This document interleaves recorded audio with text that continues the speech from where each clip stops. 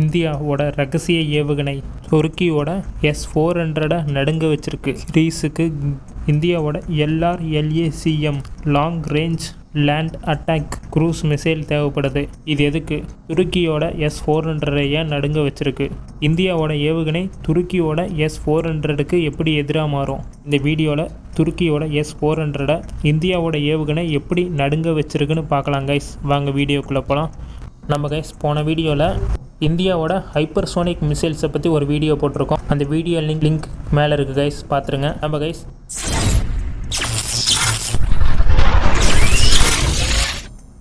துருக்கி 8 நாடுகளோட பார்டரை ஷேர் பண்ணுறாங்க. அதில் கிரீஸும் ஒன்று.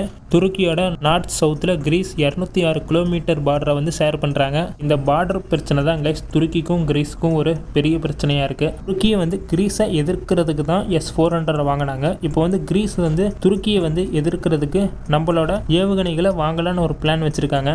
இது வரைக்கும் இந்தியா அவங்களோட பாதுகாப்புக்கு மட்டும்தான் ஏவுகணைகளை தயாரித்தாங்க. ஆனால் இப்போ இந்தியா தயாரித்த ஒரு ஏவுகணை இப்போ துருக்கியை நடுங்க வச்சிருக்கு. துருக்கிக்கு எதிராக S-400க்கு எதிராக கிரீஸ் இந்தியாவோட LRLACM வாங்க இன்ட்ரெஸ்டாக இருக்காங்க. இதை உங்களால் நம்ப முடியுதா? எப்பயுமே கைஸ் இந்தியாவில் இருக்கிறவங்க வந்து இந்தியாவோட வெப்பன்ஸையும் இந்தியாவோட டெக்னாலஜியும் பெருமையாக பேச மாட்டாங்க. எப்பயும் சைனா, அமெரிக்கா, ரஷ்யா அப்படின்னு தான் பேசிக்கிட்டு இருப்பாங்க. இப்போ வந்து நான் இந்தியர்களை மட்டும் குறை சொல்கிறது இல்லை, இந்தியாவோட நியூஸ் மீடியாவை பற்றியும் தான் நான் சொல்கிறேன். இப்போ மற்ற நாட்டில எல்லாம் பாருங்க கைஸ், அவங்க நாடு வந்து ஒரு சின்னதாக ஒரு மிசைலை சோதனை பண்ணாலோ இல்லை சின்னதாக ஒரு மிசைலை தயாரித்தாலோ அதை பற்றி பெருமையாக பேசுவாங்க. ஆனால் நம்ம நாட்டில் அப்படி எதுவுமே இல்லை. நம்ம நாட்டு என்னதான் டெவலப் பண்ணாலும் என்னதான் மிசைல்ஸ் தயாரித்தாலும் இதை பற்றி யாரும் பேச மாட்டாங்க. அவங்களுக்கு தேவை ஏதாவது ஒரு கொலை வழக்கை பற்றி பேசுவாங்க, இல்லைன்னா வந்து ஏதோ ஒரு ஹீரோயினியை பற்றி பேசுவாங்க, ஏதாவது ஒரு அரசியல் கட்சியை பற்றி பேசுவாங்க. இந்த மாதிரி வந்து மிசைல் டெவலப்மெண்ட்டையும் நம்மளோட சயின்டிஸ்ட்டை பற்றியும் பேசுறதுக்கு நம்ம இந்தியாவில்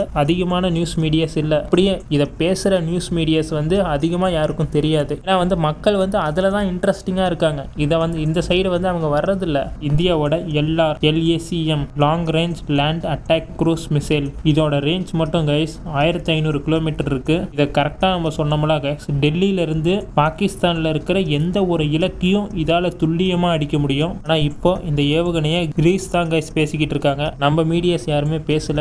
ஏன் இந்த ஏவுகணை வந்து கிரீஸுக்கு வேணும் தெரியுமா? கிரீஸுக்கு பக்கத்தில் யார் இருக்கா? துருக்கி தான் இருக்காங்க. துருக்கி கிட்ட இருக்கிற முக்கியமான ஏர் டிஃபென்ஸ் சிஸ்டம் என்ன?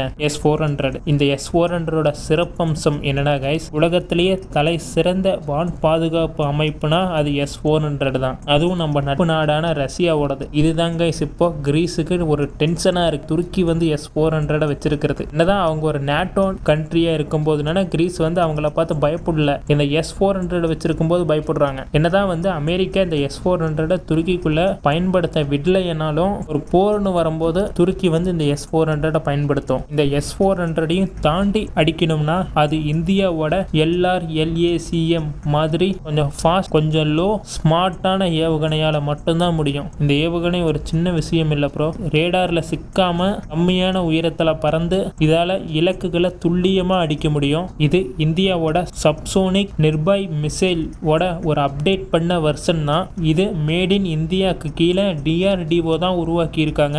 அதுவும் இதில் இந்தியாவோட ஸ்மால் டர்போ ஃபேன் இன்ஜின் தான் கைஸ் இதை பயன்படுத்தியிருக்காங்க. இப்போ துருக்கிக்கு ஏன் இது பிடிக்கல? இந்தியாவும் துருக்கியும் எதிரி தான் கைஸ். ஏன்னா வந்து ஓப்பனாக சொன்னோம்னா துருக்கி பாகிஸ்தானுக்கு தான் சப்போர்ட் பண்ணுவாங்க. துருக்கியும் கிரீஸும் எதிரி நாடுகள். இப்படி பார்க்கும்போது கிரீஸும் இந்தியாவும் நட்பு நாடுகளாக மாற போகிறாங்க இந்த ஏவுகணை ஒப்பந்தத்தால். இது வரைக்கும் கைஸ் கிரீஸ் இந்தியாவுக்கு எதிராக தான் இருந்தாங்க. ஆனால் இப்போ மூலோபாய ரீதியாக இந்தியா கிரீஸுக்கு நட்பாக போகிறாங்க துருக்கியை எதிர்க்கிறதுக்கு மறைமுகமாக. கிரீஸ் இப்போ அக்லிஸ் ஷீல்டுன்னு ஒரு பெரிய வான் பாதுகாப்பு சிஸ்டத்தை உருவாக்கிட்டு இருக்காங்க. இது இஸ்ரேல், பிரான்ஸ், USA எல்லா நாடுகளோட டெக்னாலஜியும் கலந்து இருக்குன்னு பேசப்பட்டுக்கிட்டு இருக்கு. அதே நேரத்தில் இது ஒரு மாசான ஏர் டிஃபென்ஸ் சிஸ்டமாகவும் இருக்க வாய்ப்பு இருக்கு. இப்போ கைஸ் இந்தியாவும் சேர்ந்து துருக்கிக்கு ஈக்குவலா கிரீஸோட ராணுவத்தையும் அப்டேட் பண்ண போறாங்க இந்த ஏவுகணையை தர்றதுனால. இதை பத்தி துருக்கி நியூஸ் மீடியாஸ் என்ன பேசுறாங்கன்னு பார்க்கலாம். இந்தியாவோட LRLACM கிரீஸுக்கு போயிருச்சுன்னா நம்ம ராணுவ தளங்கள், ஏர்கிராஃப்ட் சைட்ஸ், ரேடார்ஸ் எல்லாமே டேஞ்சர்ல சிக்கிரும் அப்படின்னு துருக்கி நியூஸ் மீடியாஸ் பேசிக்கிறாங்க. இந்த டீலில் ஒரு முக்கியமான பிரச்சனை இருக்கு. அது என்னன்னா, இந்த ஒப்பந்தம் அதிகாரப்பூர்வமா இல்லை, இது வெறும் பேச்சுவார்த்தை மாதிரி தான் கைஸ் இருக்கு. இது இன்னும் கன்ஃபார்ம் பண்ணல இப்படி ஒரு ஒப்பந்தம் போட போறாங்கன்னு. இந்தியாவோட இந்த ஏவுகணை இன்னும் வளர்ச்சியில தான் இருக்கு. 2028 இருந்து 2029 இதை பயன்பாட்டுக்கு கொண்டு வந்துருவாங்க. அப்புறம் தான் கைஸ் கிரீஸோட இந்த ஒப்பந்தத்தை பத்தி வெளியிடுவாங்க. இந்தியா கிரீஸுக்கு இந்த ஏவுகணை அமைப்பை தந்தாங்கன்னா டைரக்டா நேட்டோவை எதிர்க்கிற மாதிரி தான். ஏன்னா துருக்கி ஒரு நேட்டோ கண்ட்ரி. துருக்கி கைஸ் இதுக்கு முன்னாடி எங்க கிட்ட S-400 இருக்கு அப்படின்னு சொல்லி கெத்தா பேசிக்கிட்டு இருந்தாங்க. ஆனா இப்போ இந்தியாவோட இந்த ஏவுகணையை வச்சு கிரீஸால துருக்கியை ஈஸியா அடிக்க முடியும். இந்தியாவோட இந்த LRLACM ஒரு ஏவுகணை மட்டும் இல்லை, இது ஒரு போர்க்களத்தில் ஒரு கேம் சேஞ்சராக இருக்க போகுது. இந்த டீலை பற்றி நீங்கள் என்ன நினைக்கிறீங்கன்னு கமெண்ட் பண்ணுங்கள் கைஸ். இந்த வீடியோ பிடிச்சிருந்தா லைக், ஷேர், சப்ஸ்கிரைப் பண்ணுங்கள். அடுத்த வீடியோவில் பார்க்கலாம் கைஸ். பாய், குட் நைட். போன வீடியோவில் இந்தியாவோட ஹைப்பர்சோனிக் மிசைல் அப்டேட்டை பற்றி பேசியிருக்கோம் கைஸ். இந்த வீடியோ எண்டு கார்டில் இருக்குது, மறக்காமல் பார்த்துருங்க.